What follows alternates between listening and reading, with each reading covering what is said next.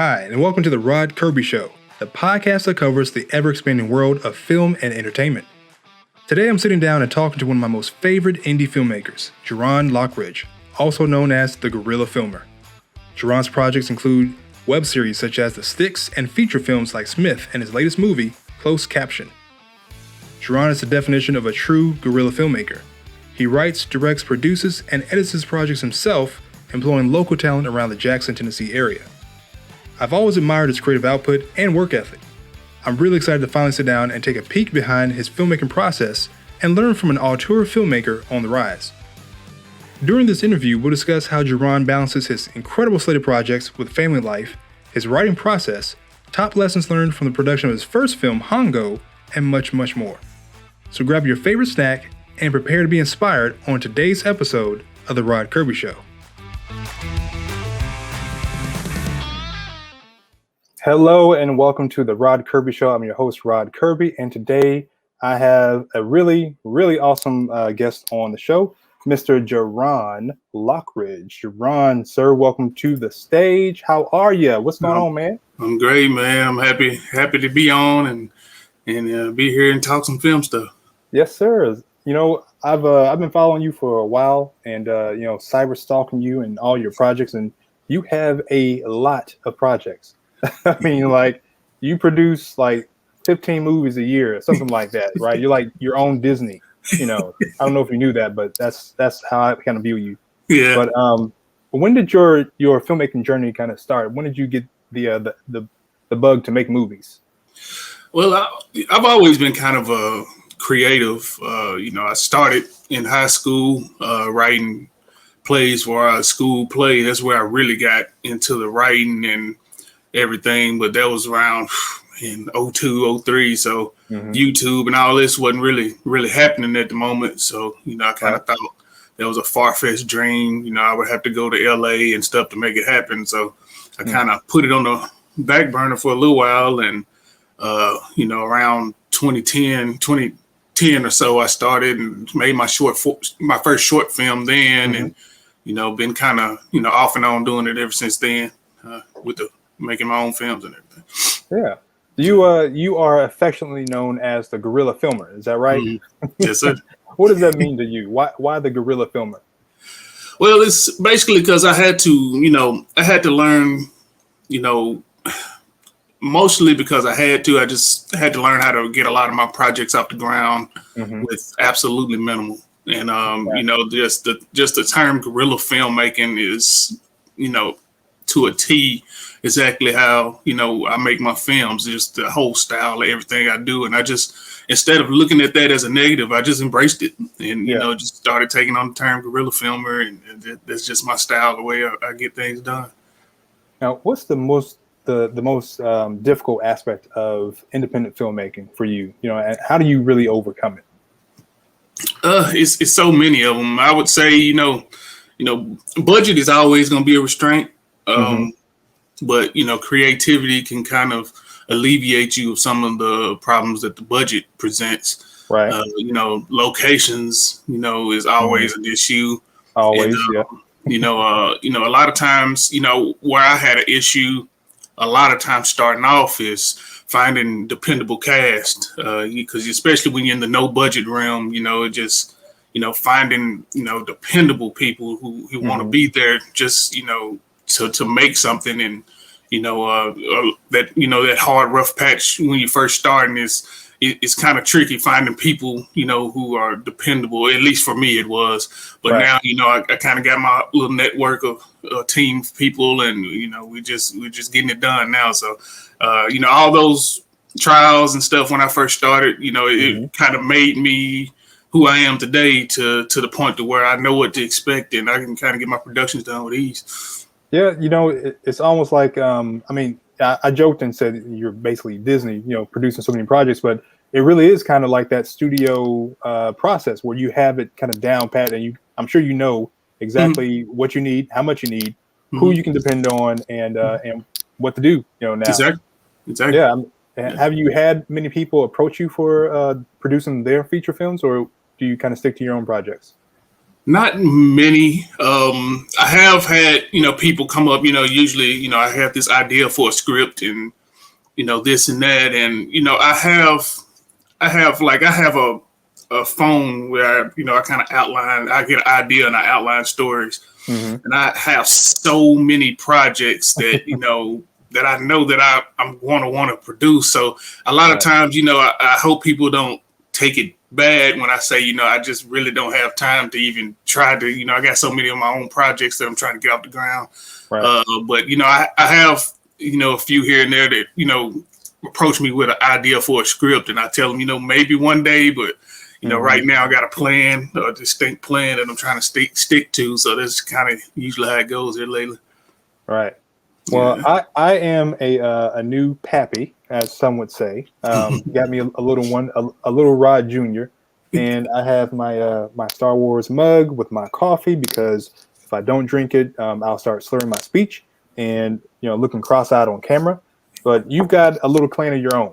And how does your wife support you in your projects? Because I know mine goes above and beyond. Not just with money, but also she's behind the camera sometimes. I have her doing grip. She's doing lighting, and she did sound in my last short film. How does your wife support you? Oh, every step of the way. Because, the majority of my projects right now are mostly being financed out of our bank account. So if she wasn't on board with that, it would crash and burn before it even started. So, right. A lot of that is just, emotional support. She comes on set, helps me any way possible. Now, we're getting ready to do this show. So a lot of the pre-production process when it comes to scheduling and wardrobe stuff and breaking down these scripts, she's taking that weight off my shoulders and I can focus on getting shot lists and stuff together. So, that is a resource that you got to have, especially when you're a family man. You got to have your spouse involved in some way to make it a lot easier for you. Now, I don't want to preach at you, but I believe, God puts people together for a reason. And almost definitely. Clearly, he gave you the best first AD, assistant director, co-producer that you could ever have in your life. Most definitely. I strongly agree. Yeah. Everything's for a reason. Uh-huh. Yeah. Now, how do you balance all that? Because you're working on so many shows, and just in case people don't know, I mean, you've got like 4 or 5. Is it 4 or 5 feature films? Mm-hmm. So 4 or 5 feature films. You have a series called the STIX. You're working on season 2. You're working on another show called Down Bad. Is that what it's called? Down Bad. You also have a new feature film that will be coming out soon called Closed Caption. Mm-hmm. So how do you balance all that? You're writing, you're producing, and of course directing. How do you balance all that with the family? Well, I mean, it's tough. I'm not even going to act like it's not.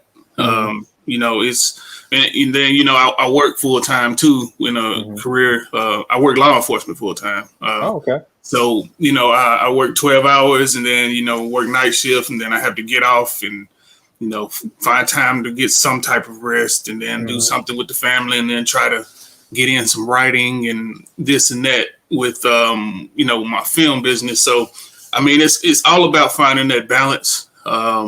Trying to, with me, I have to schedule out. I wear my calendar app on my phone out. You have to schedule your time and kind of try to stick to it.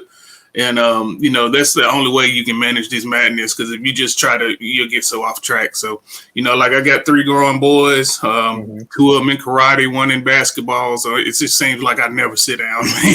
I'm always running, doing something. So, like with these films, I try to, any little free time I get an idea, I write my outlines real, like almost like a storybook. So whenever I get to the, script process, I can just, go off that outline and pretty much I have my story intact and just plug in dialogue. So I have my own little system that works for me.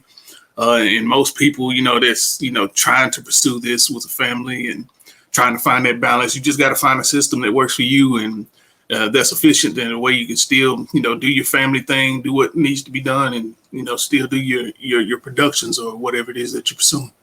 All right. So, yeah, I'm glad you brought that up, because I was going to ask you about your writing process. So you start with an outline and then you move on to scripting. Is that Basically how you work it out? Yeah. I usually, cause like, I used to, especially when I was younger, I daydream and talk to myself a lot. And I used to think, man, something's wrong with me. But I just didn't know that was a creative part of me, because I still do that now. I get to thinking of an idea and get to talking it out, acting scenes in my head. And my wife would be looking at me from the side like, what's wrong with this guy? Yeah. But, and I usually, that'll happen to me. And I'm just thinking, I write this outline now. And I write a beginning, middle, and end. I try to think of it right then. And then, I might come back to the outline and refine it a little bit later. And it's almost like a book. You can almost read it from the beginning to the end and just have the movie there. Right. When I'm done with it, and at that point, it's just plugging in dialogue and fine tuning, and that's how my script process works. At least it works best for me that way. Yeah. So with mine, I start with a general outline, and I try to do like bullet points, like maybe 10 to 20 bullet points, where I am I'm not really doing details. I'm just kind of doing broad strokes of what the story is from beginning to end. And then from there, I go into the treatment. And, the treatment is for, those listening that may not know, a treatment is when you do pretty much what you do. It's where you write the story from beginning to end, but you have more details included. And then from there, I go into the script, actually writing the script. And I meet so many people that say, oh, man, I just got a great idea. And I just start writing the script right then and there. Yeah. Like, dude, how do you do that? Because for me, I get lost. I can't do that. I've tried that, like, just doing, I think they call it like the vomit draft, just going and just writing. And I'm too structured of a person. I just can't, I always end up deleting what I wrote or something. So I usually try to think of, at least some type of structure, even if it's bullet points or just doing that whole outline. And try to think of, where I wanted to start and kind of where I wanted to end, and try to connect those dots through the script some way. And a lot of times, as writing, that you may have an ending, but somewhere in the story, it may guide you or pivot you that's better for the story, and then your ending a change. So never get married to that idea, just have that as a start to keep you, to get you motivated, to get you writing. And, usually you can crank out a story pretty, efficiently, and just matters whenever you get it done. So as a writer, director, producer, do you do like 2 or 3 different drafts of a script, or do you just write the first one and then you're like, okay, great, let's go do this, let's go shoot it today? Yeah.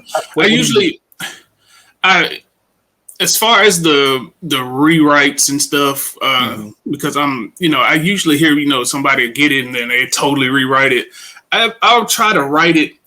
I don't know if it's, efficient to do that, but, when I write, I don't, if I like it or not, I just don't keep going. I usually correct, or as I'm going, try to get it as refined as possible. Right. And then, I read over it, try to check over again, let somebody else give me a critique, read the script, and then go back and, make sure it's not any plot holes and stuff like that. And then go through that process before I start shooting. But a lot of times, like I tell my actors, like we get on set, especially being low budget, like if I had this idea for a certain scene or something, you get there on the day and, it could be a location that fell through, and to salvage that day, you may have to pivot from what you had originally to keep that movie going.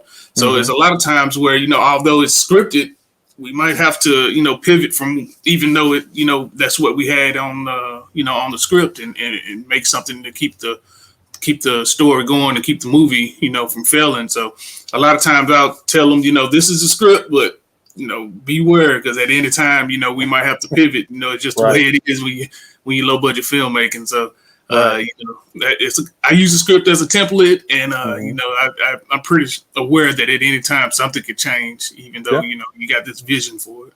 Yeah. And I think, in general, script writing, unless you're doing it for a studio, a script, in general, it should be just a template and a blueprint for where you want the story to go. So I love that advice. Don't be married to exactly what you have on the page, because anything can happen. The characters might lead you somewhere else when you get on set, and the actors might have a different idea for how a character or scene should play out. Anything can happen. So really, you need to be flexible. Exactly. As a filmmaker. Yeah. And that's just especially I haven't been on a major budget set, so all I know is low budget. Especially, when you're, you're doing independent filmmaking, because you just never know. You just never know. So you got to have that ability to flex at a moment's notice to keep your story alive and to push forward through it. So let's talk about some of these projects, because you got a lot, as I've said. Your first feature film was HONGO, and that was in 2017, I believe. And that's when I'm not really sure how I came across it. I think it was one of your Facebook posts, and you were talking about your movie, and I was like, let me check this out, and I watched it, and it's got my good friend Everett Anderson in there, and he's really good in that, and I really liked it. It was cool. It was a different spin on a zombie type of movie thriller, and it was really good, and I loved it. What prompted you to, instead of going the traditional route of like a lot of indie filmmakers would do, they'll write a story and they'll try to do screenwriting competitions, or they'll try to pitch it, and they'll let it gestate for years and years and years. What prompted you to say, what, forget trying to wait on someone else, let me just go ahead and do this and put it in production? What prompted that for you? It's just always been something that I've always had in mind to do it, because I knew that one person that I always mention as an inspiration is Tyler Perry. Like I'm not a fan of his work per se, but I'm a fan of his drive and how he made it happen for himself. And just the way he took it upon himself to get his own projects off the ground. And that's the way when I first started, I actually had a film that was about 50 minutes before HONGO that I did called Betray. And that film taught me a lot. I tried to do it way too quick, and a bunch of friends and family that helped me make that film. And when I went through that process, I actually I produced it myself, but I hired a lot of people to do these jobs. And like I had my brother who was working the camera, and then I hired an editor to edit the film and everything. And the editor for that film ended up going to the West Coast somewhere and pretty much screwing me out of my money and everything. I remember feeling so helpless when that situation happened, and I was like, man, never again. Never again. I was getting stood up on this, I was getting stood up on that, and I just said never again. So I started learning these skills and trying to teach myself better understanding on cinematography and editing and everything. And I wrote HONGO because I just started thinking, what do I have access to? What can I make with a pretty small cast, and what do I have access to? So I started thinking, I got access to plenty of fields and stuff over here in the country. So just kind of came up with this story built around my resources. Cast Everett and Mike and Jeff and a lot of my cast in that, and that was a learning experience in itself. That was making that movie was kind of like my film school in a way. It taught me so much about just filmmaking and getting it done, producing, casting, and everything. And I always tell anybody, it's my first. It has its own problems, but it always be a special project for me, because it was kind of like my film school.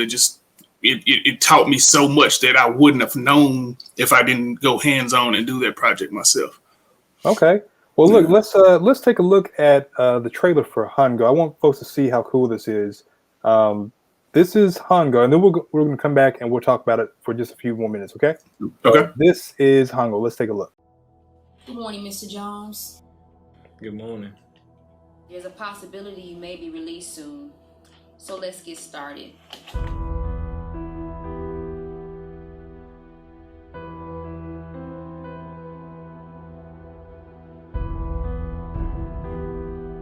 Mr. Jones, so how's it been since your release? Are you adjusting okay? Not really. How so? I was in jail. I now got food and shelter.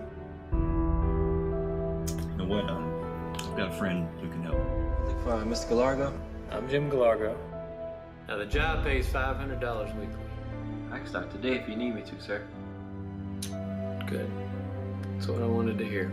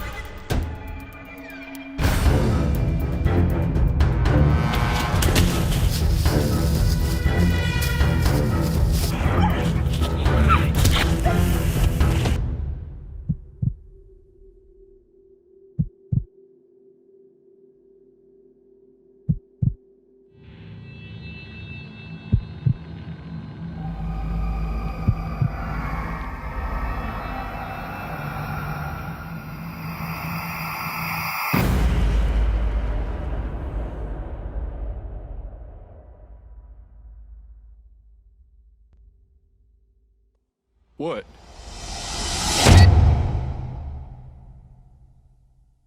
So that was Hongo.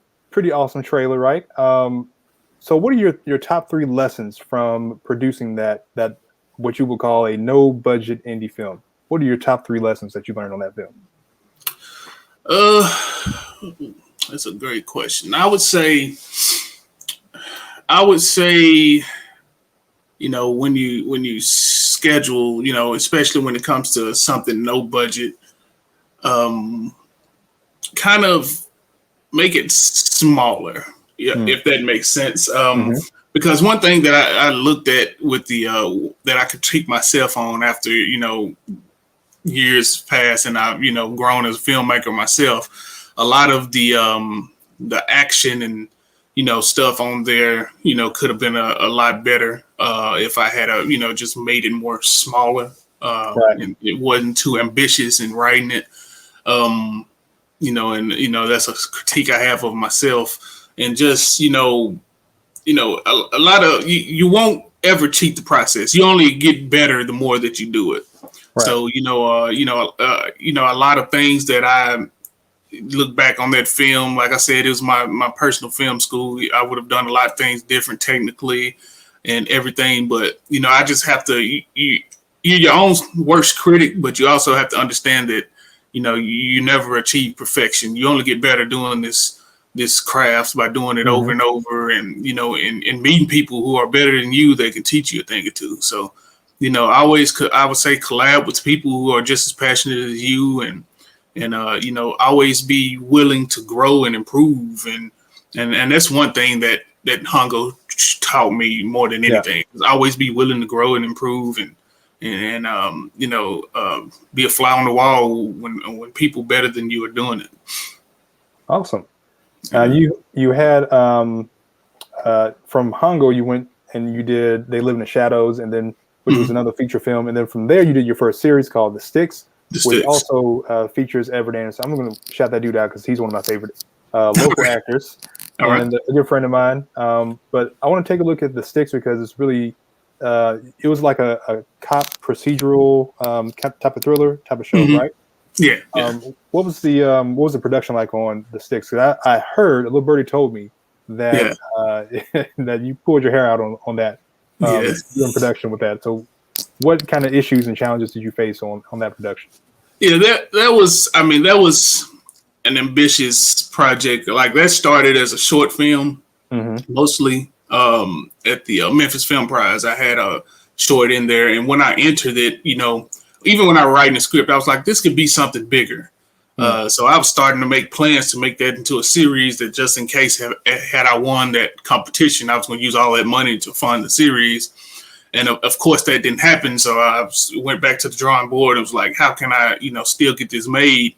And, you know, a lot of the people who are involved were like, man, let's just still do it. So, you know, I ended up, you know, going and casting the series. And I mean, writing a series is totally different, a totally different beast than a movie. It is. I mean, totally different.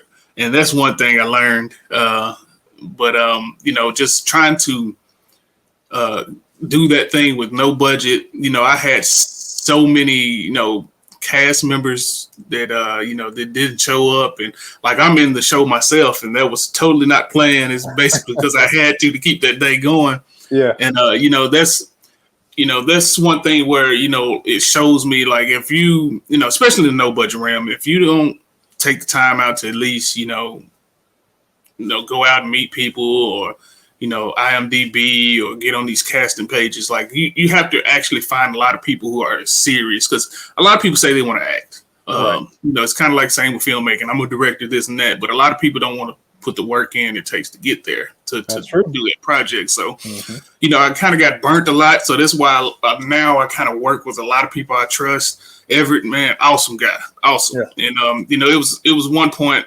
on set where I guess Everett noticed that, you know, I'm about to lose it. Like, the stress is about to take me on, and he's good at coming and, you know, giving you some inspiration, and like, man, it's gonna be good. We gonna make it. I'm here with you. And, you know, we end up pressing through and getting that series done. And it's supposed to have 8 episodes, but I was so burnt out at the end of that, I just kind of chopped up the 8th episode and packed it on the end of the 7th episode, and we ended up releasing it on YouTube, and it started out hot and fizzled out for some reason. I'm not quite sure.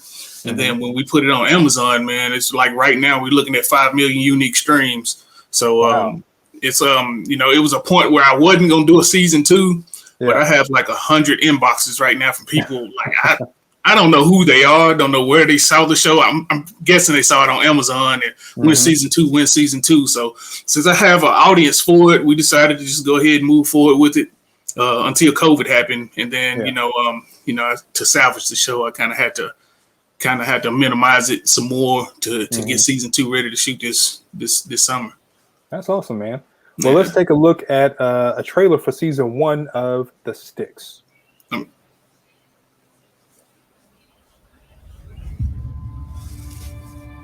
We believe the cartel is centering their operations in rural Tennessee, specifically in our county. I need a real go-getter to lead this unit.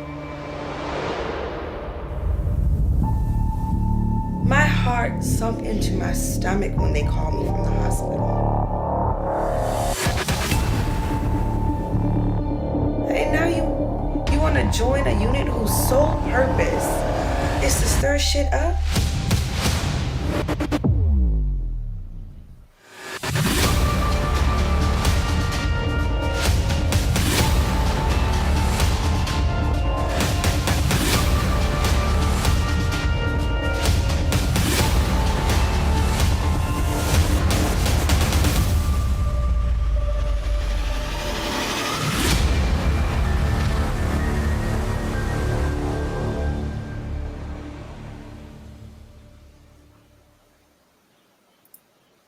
Pretty cool. I love it, man. That's awesome. Now I'm ready to see season 2. When's season 2 coming? I'm gonna add one more to those 100 messages you got. Oh, yeah. Hopefully it's coming to the end of the year. I'm getting it ready. Now you mentioned I know you didn't think we were just gonna skirt past this. You said that on to get season 2 ready, you had to kind of shrink it some more, because I heard that you had to kind of rewrite the entire series. Is that right? Oh yeah. Yeah, I had after we initially wrote it, I had 10 episodes ready to go.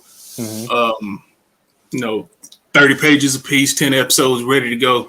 And COVID happened, of course. So like that, I think we were supposed to shoot that in May, and the world shut down March of last year. And we had to put it on hold. So I kind of, I knew I had, my days ready to film and this and that. And I just didn't want to stand by, once it started getting a little better, that little part in the summer. Yeah. And I said, I'm going to write something. So I ended up writing another project that we'll probably talk about later to film in its place, and still held the STIX season 2 on hold. And here, recently when we started trying to go back to the board, we ended up having some issues where some cast members who were already written in, either couldn't be on the show, or it was just a multitude of issues. So I was like, here we go again. I'm about to probably have to cancel this season. And, I'm just a bullheaded person. Like whenever I get something started, I hate leaving unfinished business. So I just scrapped all 10 episodes and just started from scratch, man, and wrote 6 episodes, which this time they're a little bit smaller, a little bit more compact, not as big of a story. And I actually think these 6 episodes was better than the original 10 that I scrapped. So it kind of crazy. It worked out for the better. Yeah. And I think, although it's almost going on, I think we put out season 1 in 2018 or 2019, like it's going over 2 years now since then. I think people who are actually honestly waiting for it, they'll enjoy season 2 when they see it. That's awesome, man. And that just goes back to what you said earlier. Don't be married to what's on the page. Yeah. Be flexible and be ready to change at any time. Exactly. And it hurts. Like I promise you, I spent a lot of time writing these 10 episodes, but if you love something enough, you got to keep it going one way or another. Oh, absolutely. Yeah. So your last feature film was Smith. Is that right? Yes. Yes. And that came out in 2020. I saw it at the Indie Memphis Film Festival and loved it. You know, that was my opening impression. Loved it. Okay. But yeah, it was awesome. I loved it. I really did like it. And I think the thing that I told you after I saw it was, I love how creative you were. Like you had like there's a scene towards the end where a guy shoots into a car and you had the glass, you know, bursting into the car like, you know, like a bullet would. And the way that you shot it just looked great. It was effective. And it probably, I assume it only took you maybe 30 minutes to do that scene. Yeah. What do you think? Well, it took us probably about 30. It probably took us a lot longer to clean up all that sugar glass out of my car. But yeah, it was one of the scenes that I had planned out that I knew I wanted that effect. And of course, you're not finna shoot a real car window out. Right. So, you know, just had to, you know, get a little creative. And I found this site where you can get this shattered glass. And, you know, you when you hit it, it kind of just shatters like that. So, and it worked out perfect for that scene. Yeah, and I want folks to know I'm not, you know, shading you. You know, you did it in 30 minutes or less. I'm just amazed at how in a big budget Hollywood movie, the setup for that scene probably would have taken 2 hours. Just for the setup, just to get the lighting right, to get the actors in the right place. They would probably use stand-ins to make sure the lighting's right. They would have to position the camera, but you did it in less than 30, and that is what I love about, you know, independent filmmaking and you in specific, because, you know, you're a creative dude and you just get the job done. And you know, bravo, man! It was really awesome. Yeah, I mean, that's one thing we don't have a lot of, you know, is the luxury of time. Because as you know, you make films as well, man. You know, like you're working. Whenever you ask another location owner, they might tell you, "Yeah, you can do it. But you only got 2 hours, so now you gotta fit all this in on this little time frame." So you know, it's one thing where, you know, I guess it kind of sucks, but at the same time, it's cool because it forces you to be more creative than you initially were. So, you know, you still get whatever you got done with the constraints that you have on you. Exactly. My last short film, I had Everett Anderson again. Hey, Everett. He was one of my leads, and he lives in Nashville now. And I had a guy from that played my bad guy. He was from Gulfport, Mississippi. Yeah. And then I had another lead. He was originally from Memphis, but he moved to Atlanta over last summer. So I had 3 people that were out of town. Had to get them all to. I live in South Haven, which is, you know, just shy of Memphis, and we got them all here. And I only had them for the weekend. No one could stay, you know, any extra day. So I had so much to do. It was probably a 3 to 4 day shoot that I needed that we could only do in two days. 2 days. You know, and no one could stay. No one could stay. You know, do any overtime. None of that stuff. We just had to get everything that we needed. Yeah. Or, you know, that was it. So I've been learning that with, you know, independent filmmaking, time is really, you know, your most valuable asset, and you don't have a lot of it. And you don't. I mean, you rarely have enough of it. I mean, you rarely have enough. Like I have yet to where, and you know, I'm from Jackson, Tennessee, which is about an hour from Memphis, and you know, I'm starting to get a lot of support from some of the location owners here, but you never have it to the way you can just say, "Hey, I'm gonna set up and we have all day." You always have the time constraint or something where you have to move quicker than you would ever move, you know, if you had a bigger budget or something like that. So it's just the life we live that we kind of got to function through. And like with Everett and Delvin and everybody in your film, you got to have actors who are, you know, that are aware of that and, you know, are committed regardless to getting that project done with you just as much as you are. Exactly. Filmmaking is definitely, you know, you're partnering with everyone on set. Exactly. You're not just, as a director, you're not just the head honcho. You're not just barking orders. You depend on people, literally depend on them to help you bring the vision to life. That's what I love about it. Yeah. But do me a favor, introduce Smith to people that don't know what it is. Let us know what it is, and we'll take a look at the trailer. All right. Smith is it's a movie about a private detective who's underwhelmed mostly by working nothing but corporate assignments, and he's looking for that nice mystery per se that he can dig his teeth in, and get to the bottom of, and then he finally has an out of town client who comes in and gets him something, but he gets himself in a little too deep behind the situation. So it's one of those nice suspense, kind of has a film noir feel to it, and introduce Smith. All right, let's take a look.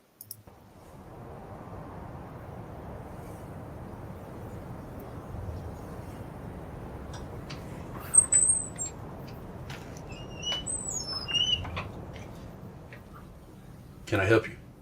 AJ Smith? Yes, ma'am. Yes, I was looking to hire a private investigator for a personal matter.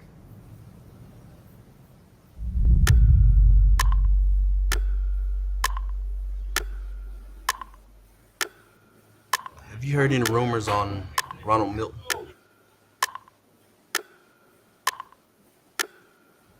Ronald Milton, he's a piece of shit. Word on the streets is he deals with this cat named Rico. Blackmailing him for coke and whatever he wants.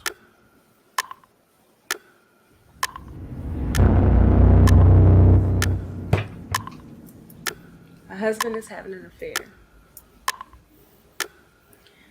And I'm pretty sure he's involved in some illegal stuff.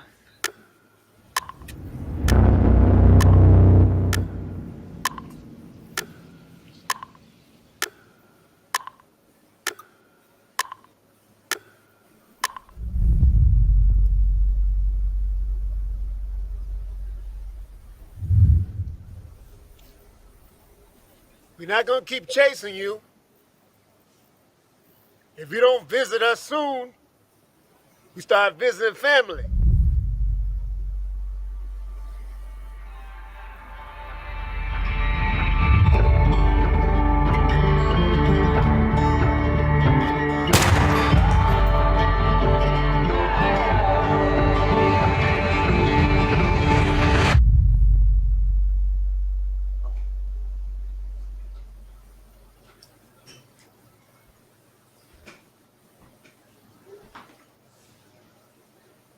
What can I help you, mother?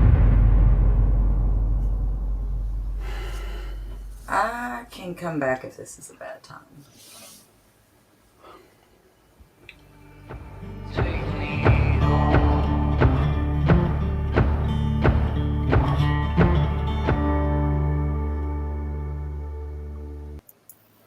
And that was Smith, which is so awesome. And shout out to Bianca with her crazy self. I never laughed that much when she came around ever in a movie.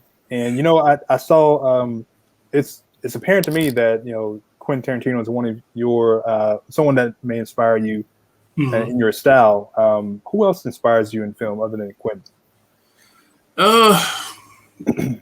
It's quite a few. I mean, it's if I would have so many. Who's your top three? Give me your top three. We'll play that game. All right. I'll say if you need top five, we can do top five. That's fine. Quentin, of course. Okay. You know, I like Martin Scorsese. Okay. I wouldn't say that. Are we talking directors or just whoever you like? Okay. You can throw a wild card in there. Oh, good. Let me see. You stopped it with this one, man. It's so many of them out there. I actually like a lot of stuff that when it comes to just the TV world, I like a lot of stuff that Donald Glover is doing. Oh yeah, Donald is a beast. Yeah, he's awesome. Man, you got me on this one. I like Denis Villeneuve. I believe that's how you say his name. We'll call him Dennis. Dennis. I don't know how to say his last name. We'll call him Dennis.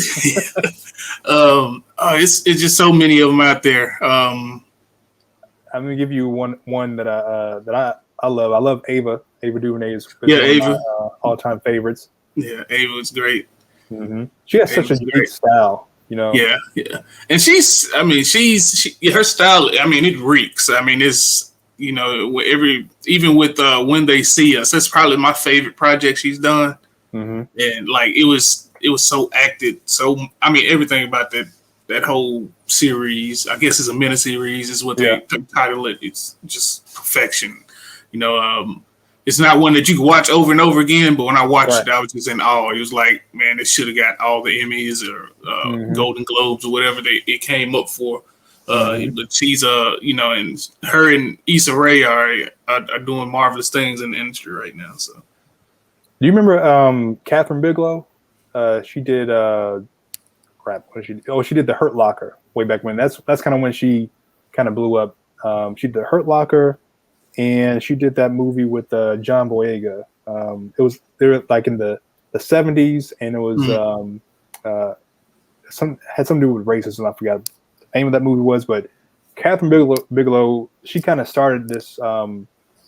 Unfortunately, for the time, the trend of hiring female directors. You know, because I think female directors should have been prominent, should be prominent, should be featured, should be given plenty of opportunities to direct.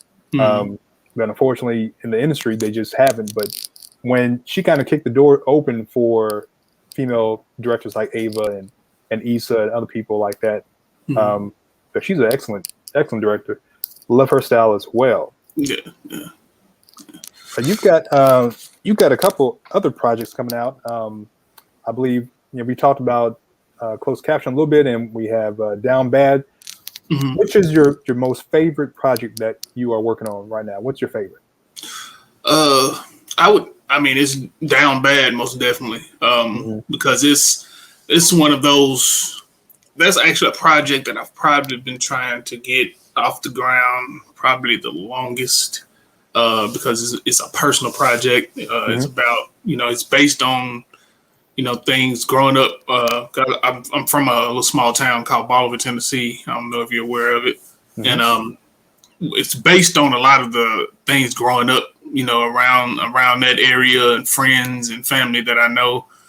Some of them might, when it eventually comes out, might notice like he's writing that after me. But it's based on so much authenticity, and I feel like when it finally comes out and the audience sees it, that they'll feel that authenticity in the show, because it's so related on so many real situations, and the cast that I was able to get for it. Like a lot of when I was writing it, I kind of had to trash the script so many times because I just could not get it to the point. I was trying to be too structured. That was one script where I was trying to be too structured about it.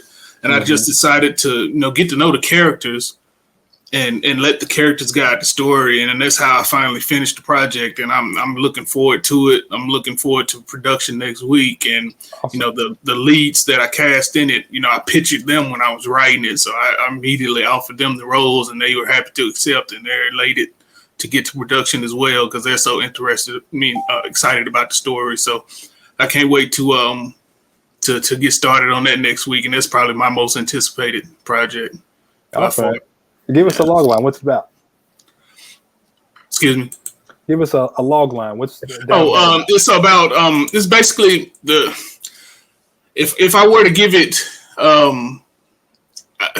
that was one project where I kind of had the hardest part giving a log line, because I just wanted to say 3 childhood friends living life, because that's basically what it is. I mean, it's one of those shows to where like it just looks like you're going through the life of these 3 dudes every day. Like it's nothing plot wise. It's just driving everything. Of course, I got a plot device driving the story, but it just seems like you just with these guys living everyday life. So I mean, the log line is basically 3 childhood friends, dealing with trials and tribulations in small town America. And that's the official log line that I went with for it. But like when you see the show, I think most people kind of see where I'm coming from, because it's a movie out there that I can't think of right now that's almost, similar to it, to the way it's almost like a hangout movie. Like you just going with these guys and through their everyday life. And that's kind of how I want the audience to feel when they're watching it. Just like you're a fly on the wall, just in there around these guys as they go through what they're going through and, live every day, because the story is actually taking place in 9 consecutive days. It's like they wake up in the morning, go to sleep at night, new episode. And that's kind of how I'm doing it. And, I just want it to be one of those stories that feels so authentic and so relatable that the cast just, that the audience just falls in love with it. Now that sounds to me a lot like, of course, shades of Quentin Tarantino again with you, with Once Upon a Time in Hollywood, which was, it's the log line. I'm sure is the exact same thing. Yeah. Where the story unfolded like a little onion that had just different layers to it. Yeah. And the Hollywood itself was a main character in the movie. Because when I went to go see that movie, it totally took me by surprise. Like, I thought it was one thing and it turned out to be something else. Yeah, and then it's totally different from all his other movies. And I never actually thought of that, but it's kind of has that same formula to it. I mean, it's a totally different story, but it kind of has that same story to it. The way it's just, they go along and things happen that just progress the story forward. And that's how when I wrote it, I was just I started that process differently than any other script that I wrote. I kind of just broke down the characters. I got to know the characters from front to back. And as soon as I started writing, I just let the characters take the story. And that's the first time that's happened. And I'm elated to how it turned out. And I just can't wait to get on set and see how this thing comes to life, see how this vision comes to life for me, because we start that here here in about 7 days, actually. Okay. Well, it sounds like you're on a new level when it comes to your writing. Did you use the same technique when it came to your latest feature film, Closed Caption? Yes. I used the same outline. I came up with that idea. That was another film that I did, wrote pre-COVID. More of a short film, and I was actually intending to do the Memphis Film Prize again with it. Okay. And then when that happened last year with the Film Prize, when they canceled because of COVID, I decided, hey, I'm just gonna go ahead and make this a feature. And when we canceled, when we postponed the STIX season 2 originally, I just plugged in that feature for it when things were appearing to get better around July or so last year. And that's how I came up with it. So I was with my original formula, just, I came up with this idea and outlined it and made that one happen. And what is Closed Caption about? What's the logline on that? Closed Caption is about a B-movie legend. It's a guy that makes B-movie horror films back in LA. He comes back home after he had a disagreement with an old business partner, and he gets back home, and that movie itch, gets to him again. It's almost like a gambling addiction, and he does end up doing the same thing that got him in trouble in LA when he comes back home, and he end up, on a chase, trying to evade these two people who are coming back after him because of these bad business dealings. So it's one of those movies about it's just another good old pursuit movie. It's kind of similar to Smith, but it's mostly about this old B movie director. I think it's gonna be a little quirky film, and I think a lot of people will like it. And we're getting the trailer ready to premiere tomorrow, matter of fact, for that film. So while that was coming out, working on Down Bad and keeping it busy, and I'm just try to keep a project in the rotation, at least try to keep something coming out twice a year, and keep these projects rolling. Now with this project, with Closed Caption, you got the trailer coming out tomorrow, so by the time that this episode airs, it'll be already out, so we'll include that trailer into this video. For everyone listening to the podcast, we're going to invite you to subscribe to our YouTube channel. We can actually watch the trailer. Let's take a look.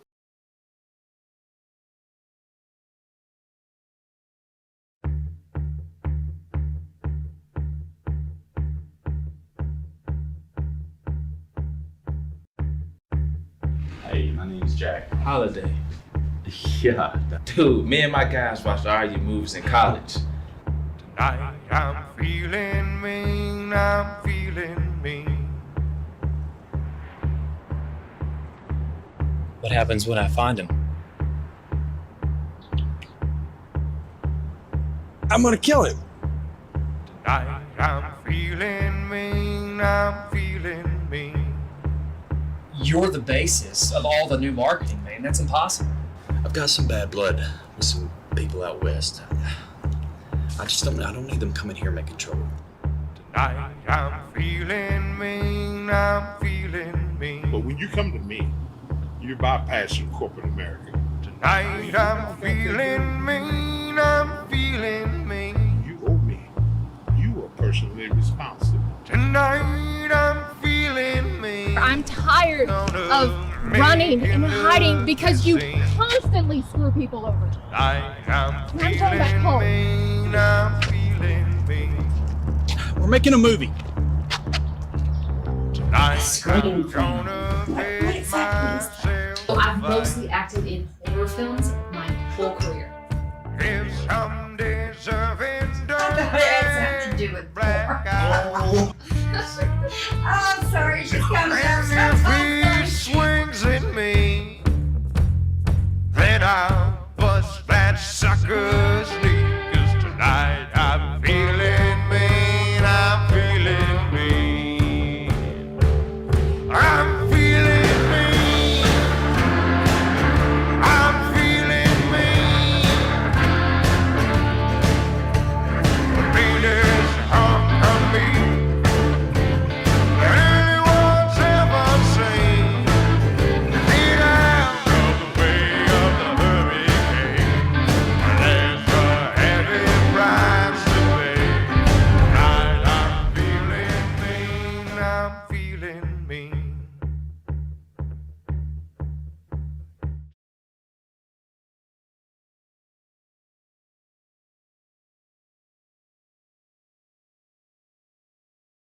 I'm really looking forward to that, and looking forward to the STIX season 2.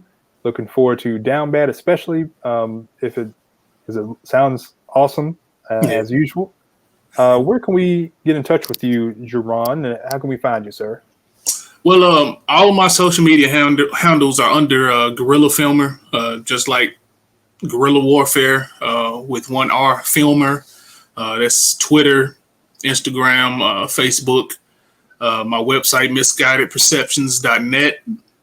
You can also find me on YouTube. YouTube is about to be where I kind of try to turn it, under the inspiration of kind of like Issa Rae Presents. I'm about to turn my YouTube into that same thing, to where I kind of premiere a lot of my projects there in that manner. So if you search me on YouTube, go ahead and subscribe, and you'll see my I have a BTS show kind of showing people how I'm doing these productions and stuff behind the scenes, something a little bit more exclusive there. And I'm gonna have some productions starting to premiere on there soon too. So, you can find me on YouTube, because that'll be where my bread and butter will be here soon. That's awesome, man. And for people wanting to watch your films, you can check out Jaron's movies. They're on Amazon. Checklist, and They Live on the Shadows. The STIX is on there, and Smith, of course, is on there as well, from his production company, Misguided Perceptions Media Group. So really looking forward to seeing your latest projects. And dude, I really appreciate you being on the show today. Thank you so much for hanging out with me. This is it's been awesome, man. Finally, able to just talk about movies and stuff. We have to do this again. Oh yeah, most definitely, anytime. All right, well, thank you. And this will conclude today's episode of The Rod Kirby Show. Thank you all, and good night, America. Peace out.